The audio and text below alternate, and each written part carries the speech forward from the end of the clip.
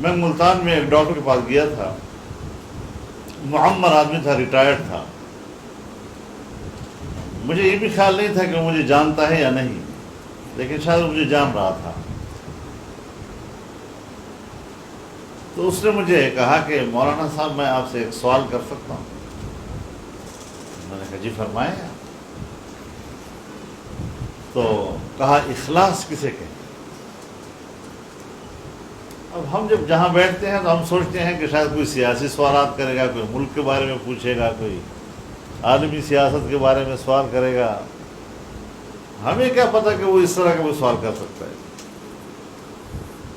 تو مجھے کہا کہ اخلاص کے کیا معنی؟ تو میں نے کہا کہ پورے قرآن کریم کا جب ہم مطالعہ کرتے ہیں تو اللہ تعالیٰ قرآن کی صورتوں کا جب نام رکھتا ہے تو اس صورت کے اندر کسی چیز کا تذکرہ ہوتا ہے، اس تذکرے کی بنیاد پر اس صورت کا نام رکھ دیا جاتا ہے. لیکن جب ہم صورت اخلاص کو پڑھتے ہیں تو اس میں اخلاص نام کی کوئی چیز نہیں ہے.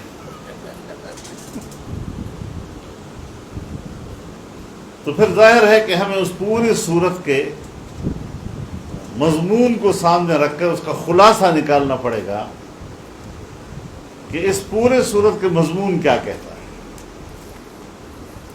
تو میرے نزدیک اس پورے صورت کی مضمون کا خلاصہ یہ ہے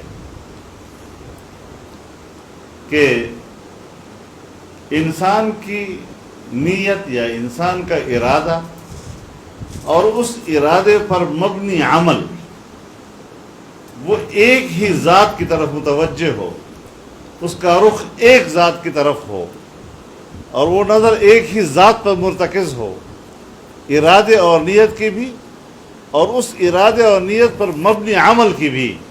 تو پھر جا کر یہ اخلاص بنتا ہے. یہ میرے نزدیک اس کا خلاصہ ہے.